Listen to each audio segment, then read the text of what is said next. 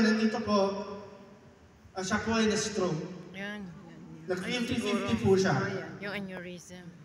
Noong panahon na yun, siyempre ako, mas naging down yung pananampalataya ko. Mas nagalit po ako sa ating Panginoon. Mas marami ako sinasabing masama sa Kanya. Tapos sinasabi ko, bakit sa amin? Bakit sa lahat ng tao, sa lahat ng tao dito sa buong mundo, bakit sa kapatid ko? Bakit sa pamilya ko? Diba ho? Eh, noong panahon na yun, lahat po kami nasa ICU. Ilang linggo rin sa po daw na ilang buwan, ICU, 50-50 po. Ang mami ko po, ang lakas po magdasal. Nilalagay po ng panyo para gumaling ang aking kapatid. Sinabi niya sa akin, Mark, magdasal ka. Kaya ako naman sinasabi ko, ba't ako magdadasal? Hindi nga ako naniniwala dyan sa Panginoon na yan eh.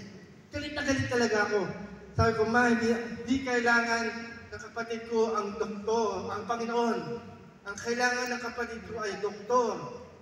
Tapos ngayon po, na-realize ko po na sa doktor na gumamot sa ating kapatid, ang Diyos po ang nagpagaling sa akin. Dahil po, ang talent na binigay ng Panginoon sa doktor na yun ay tinulungan ng operahan siya at pagalingin siya. Amen. Isa po sa paraan, isa po sa pamamaraan na pinakita sa akin ng Panginoon na totoo siya. Ginamit niya ang isang doktor para pagalingin ng aking kapatid. Because our God is a healing God.